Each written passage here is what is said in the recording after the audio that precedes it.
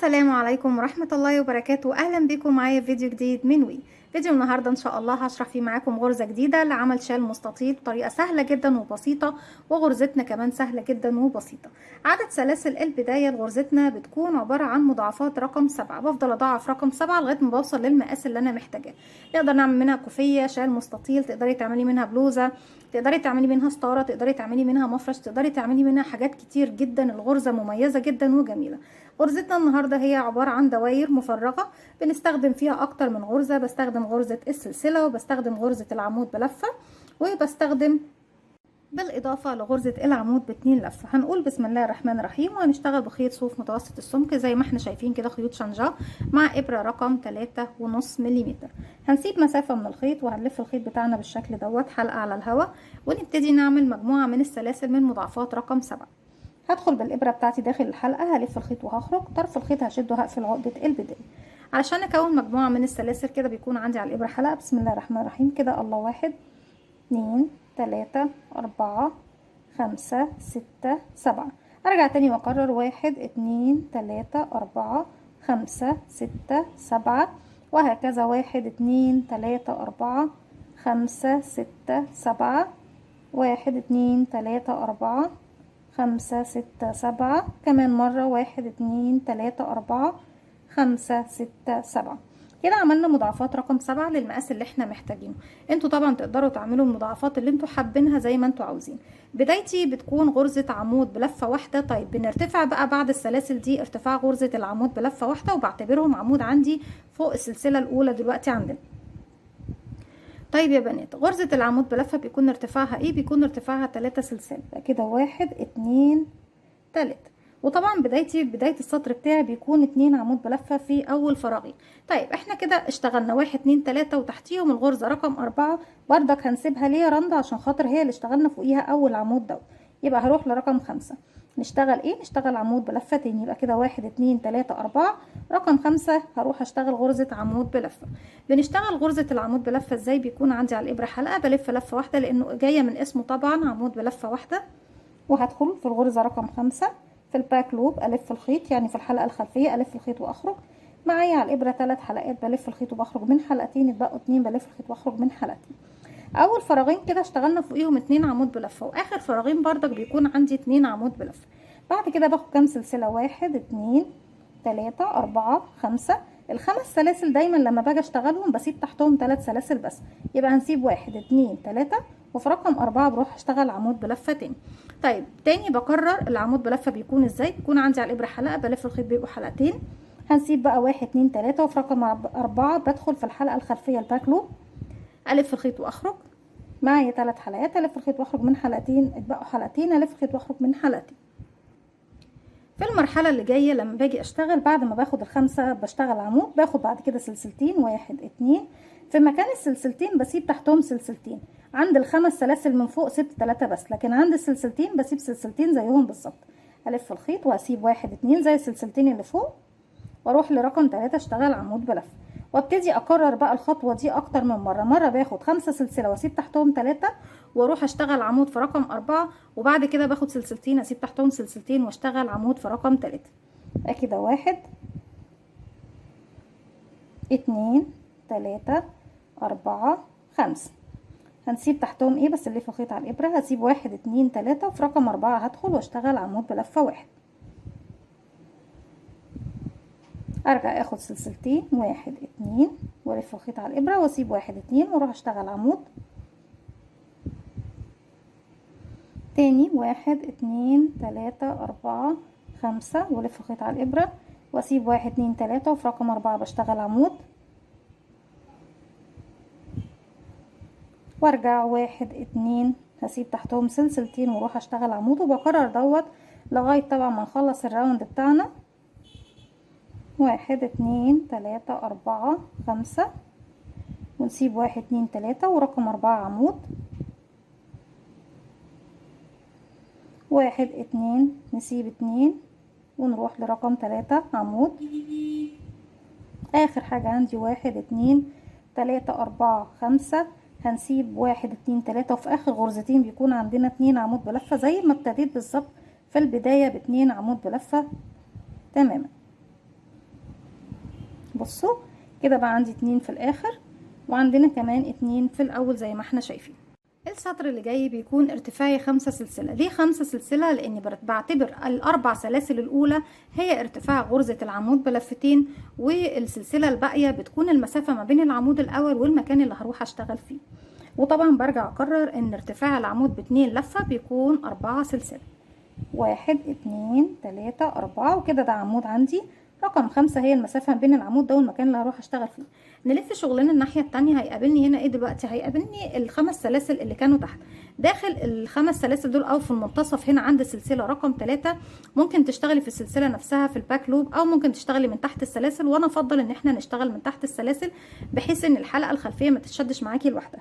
هندخل نشتغل عمود سلسلتين عمود وعمود بلفة واحد، لكن العمود بلفتين بيكون على الحرف بس، على اليمين وعلى اليسار.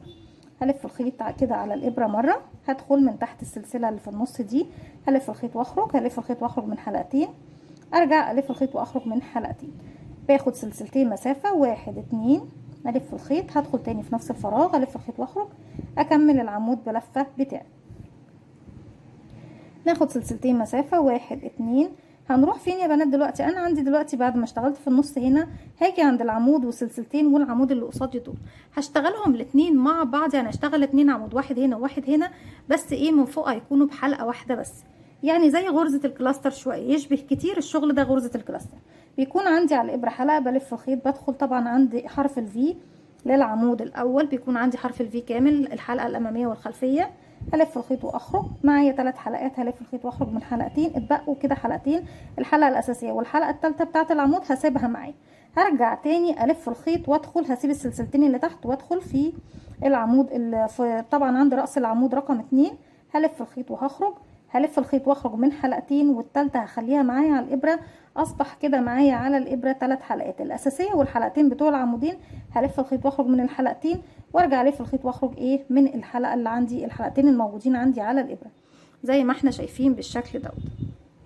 هرجع تاني اخد سلسلتين 1 2، ونروح فين؟ عند الخمس سلاسل، ونشتغل عمود سلسلتين عمود في المنتصف كده. 1 1 2، تاني في نفس الفراغ عمود، هرجع تاني هاخد سلسلتين 1 2، ونروح نشتغل العمودين دول مع بعض. الف الخيط، هدخل فراغي، الف الخيط واخرج، الف الخيط واخرج من حلقتين بس واخلي الثالثه، الف الخيط تاني، اسيب السلسلتين واروح للعمود، الف الخيط واخرج، الف الخيط واخرج من حلقتين واسيب الثالثه على الابره، الف الخيط واخرج من حلقتين، ارجع الف الخيط واخرج من حلقتين زي ما احنا شايفين بالشكل ده. طبعا هي لسه مش هتتكون معايا الدايره، كل ما بنرتفع مجموعه من السطور بتبان معايا الدوائر كويس جدا.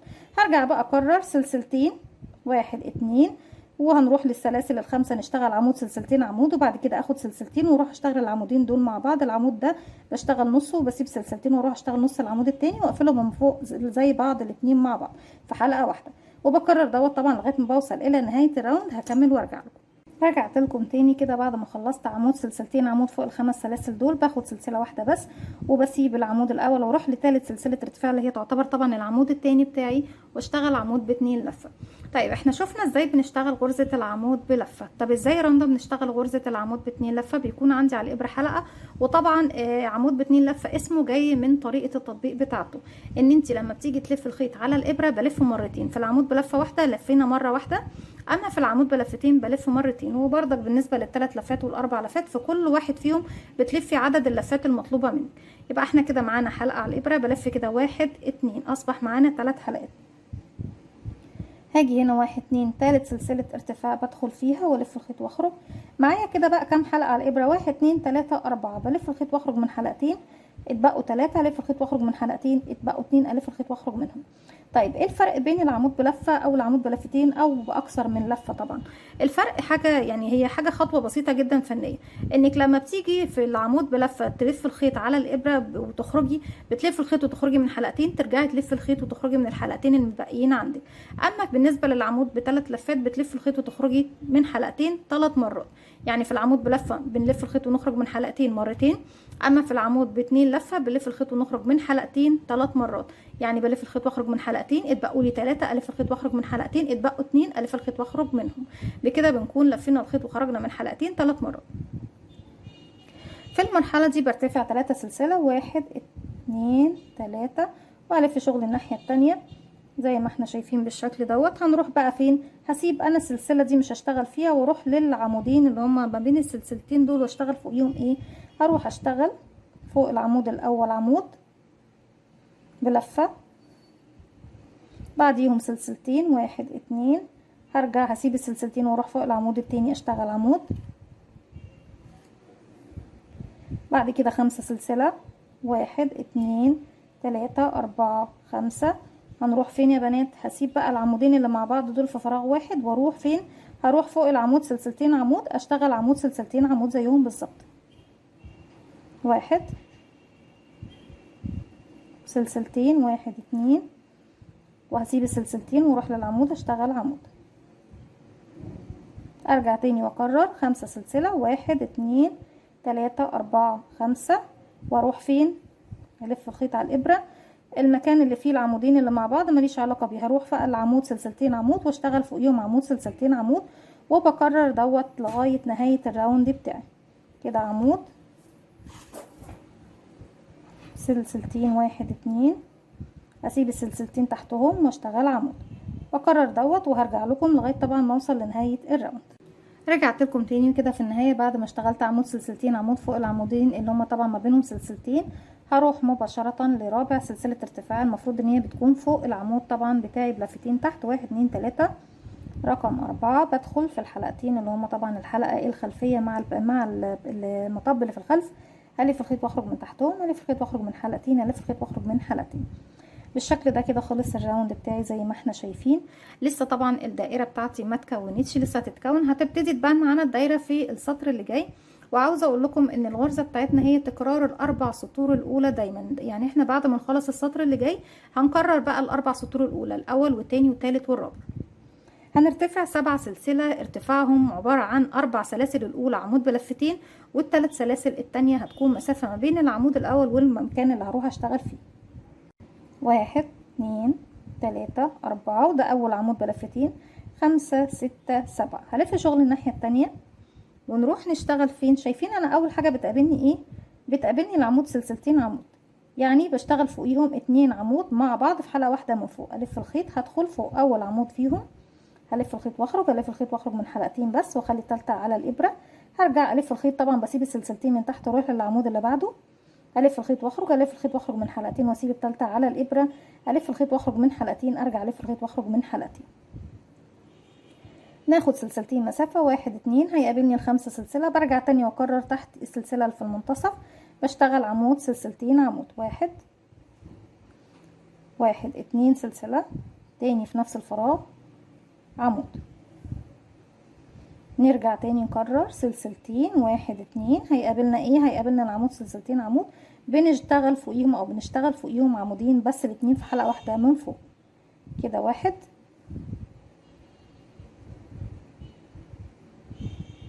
سوري احنا كده خلصنا الاخر، وطبعا مش صح، لازم نسيب حلقة معانا ونرجع نروح نسيب السلسلتين ونشتغل العمود التاني، نخرج بس من حلقتين ونخلي الحلقة التالتة على الابرة، نلف الخيط ونخرج من حلقتين، نلف الخيط ونخرج من حلقتين تاني، برجع اكرر سلسلتين 1 2 ونروح نشتغل فين؟ 5 سلاسل فوقيهم عمود سلسلتين عمود، 1 1 2، وتاني في نفس الفراغ عمود، 1 عمود، سلسلتين، هيقابلني بقى العمودين اللي فوق اللي هما جنب بعض ما بينهم سلسلتين، بشتغل عمود لغايه نصه واخرج من حلقتين بس واخلي التالتة، والف الخيط واسيب السلسلتين اللي تحت واروح اشتغل العمود التاني لغايه نصه، اخرج من حلقتين بس واسيب التالتة. كده معايا 3 حلقات، الف الخيط واخرج من حلقتين العمودين مع بعض، وبعد كده اللي بقوا لي 2 الف الخيط واخرج منهم، وبكمل دوت لغايه طبعا ما بوصل لنهايه الراوند.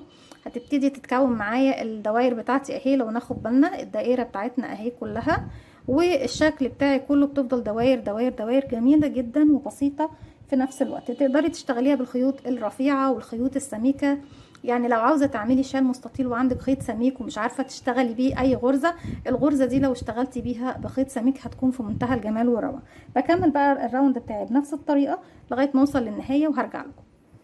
كده بعد ما خلصت العمودين اللي مع بعض، في النهاية طبعا بنشتغل ايه؟ بنشتغل زي ما كنا طبعا ارتفعنا هنا 7 سلسلة، منهم 3 كانوا مسافة بين العمود والعمود، هنروح نشتغل كمان 3 سلسلة في النهاية، 1 2 3. وفي النهاية هنا عند 3 سلسلة ارتفاع بشتغل عمود باتنين لفة، 1 2 1 2 3، وادخل في الحلقة رقم 3 واشتغل العمود باتنين لفة بتاعي، الف الخيط واخرج من حلقتين، الف الخيط واخرج من حلقتين، الف الخيط واخرج من حلقتين. كده خلاص احنا ابتدينا نكون شكل الدوائر بتاعتنا زي ما احنا شايفين اهي. اعتقد ان هي واضحة وباينة. طيب في المرحلة اللي جاية هبتدي تاني اكرر بقى الاربع سطور اللي احنا اشتغلناهم، 1 2 3 4. تاني بكرر 4 4 4 4 لغاية طبعا ما بوصل الى نهاية الشال بتاعي او الكوفية بتاعتي او البلوزة بتاعتي زي ما انتوا حابين. لو حابين تشتغلوا منها بلوزة بتكون جميلة جدا وجاية كلها قطعة واحدة ما فيهاش اي حردات. انت بتجيبي المكان اللي عند دوران الارداف، اكبر منطقة في الجسم طبعا او اعلى منطقة عندك في الجسم ايا كان بقى المكان العالي عندك، بتاخدي المقاس بتاع الدوران دوت وتقسميه على 2. ممكن تشتغلي البلوزه من تحت مقفوله وترجعي بس عند مكان الابط، تسيبي المكان اللي هو من عند الابط من هنا ومن هنا، وممكن تشتغليها على قطعتين، قطعه للامام وقطعه للخلف، وفي النهايه تخيطي. افضل طبعا ان انتوا تشتغلوها قطعه واحده الدوران كله على بعضه لغايه ما تطلعوا لغايه فوق مقفوله معاكم، وعند المكان بتاع الابط بتسيبي المكان هنا مفتوح وهنا مفتوح، وتبداي بقى تطلعي الوش لوحده والظهر لوحده، وعند المكان طبعا بتاع الرقبه بس هو اللي بيكون فيه حرده، يعني بتيجي مثلا لغايه الجزئيه دي تشتغلي لغايه هنا بس، وتيجي من هنا بردك تبداي توصلي خيط وتشتغلي من هنا لهنا لغايه ما توصلي للحته اللي انت هتعليها للاكتاف، وبعد كده بتقفلي البلوزه بتاعتك ان الخلف مفيش حردات خالص فيها. تخيطي الكتفين على بعض، وبعد كده تبتدي تشتغلي من المكان بقى اللي هو عندك عند الايدين. تقدري تشتغلي الايدين بنفس الغرزه، وتقدري تشتغليها بغرزه الشبكه اللي هي بتكون طبعا عباره عن عمود سلسلتين عمود، بتكون بردك ماشيه مع الغرزه بتاعتنا دي. اتمنى طبعا ان هي تكون سهله معاكم النهارده. نبتدي نكرر بقى السطر رقم 1 تاني مع بعض، وهيكون اخر سطر بنشتغله مع بعض، لكن بس حبيت ان احنا نكرره مع بعض ونشوف هنشتغل ايه الاماكن بتاعته. تحت اشتغلناها على سلاسل، لكن فوق لازم نشتغلها على الغرز بتاعتنا نفسها. هنقول بسم الله كده 1 2 3، وهعتبر اول عمود بلف عندي، اول فراغ اشتغلت فوقيه هروح بردك للسلسله اللي بعده اللي هي اول سلسله عندي هنا، او من تحت كده بشتغل كمان عمود بلف زي بالظبط السطر الاول، ان احنا كان عندنا عمودين، وبعد كده بنروح نشتغل 5 سلسله، 1 2 3 4 5. هنسيب السلاسل بتاعتي دي والعمودين اللي مع بعض والسلاسل اللي بعديها، واروح اشتغل ايه هنا؟ هشتغل عمود سلسلتين عمود، 1 1 2، وتاني هنسيب السلسلتين ونروح نشتغل كمان عمود. المكان ده كله بشتغل فوقيه 5 سلسلة، 1 2 3 4 5، ونروح فين يا بنات؟ فوق العمودين اللي هما بينهم سلسلتين، واشتغل عمود سلسلتين عمود زيهم بالظبط، عمود سلسلتين 1 2 عمود، 5 سلسلة، 1 2 3 4 5. هلف الخيط على الابره، هسيب السلسلتين والعمودين اللي مع بعض والسلسلتين، واروح فوق العمود سلسلتين عمود، اشتغل عمود سلسلتين عمود، 1 1 2، نسيب السلسلتين ونروح للعمود نشغل عمود، 1 2 3 4 5. هو نفس تكرار بقى السطر بتاعي رقم 1 بدون اي خلافات، وبعد كده بنكرر 2 و3 و4 بطريقه سهله جدا وبسيطه لغايه ما بنوصل الى نهايه الشغل بتاعنا اللي احنا محتاجينه. 1 2 3 4 5. في النهايه طبعا بنشتغل عمودين بلفه. هنيجي هنا عندي 1 2 3 1 2 3 4، عند السلسله رقم 4 قبليها طبعا رقم 5 بشتغل عمود، وفي السلسله رقم 4 بشتغل عمود.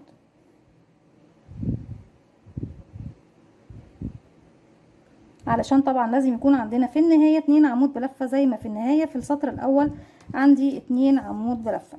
ونبتدي بعد كده بقى زي ما اتفقنا مع بعض بنكرر السطر التاني والتالت والرابع وهكذا لغاية ما بوصل طبعا لنهاية الشغل بتاعي. دي كانت فكرة الفيديو بتاعي النهاردة، اتمنى ان هي تكون سهلة وبسيطة وتنول اعجابكم. ما تنسوش لو عجبكم الفيديو تعملوا لي لايك وشير وسبسكرايب، واستنوني في فيديو جديد من وي، وفعلوا زرار الجرس عشان يوصلكم مني كل جديد. السلام عليكم ورحمة الله وبركاته.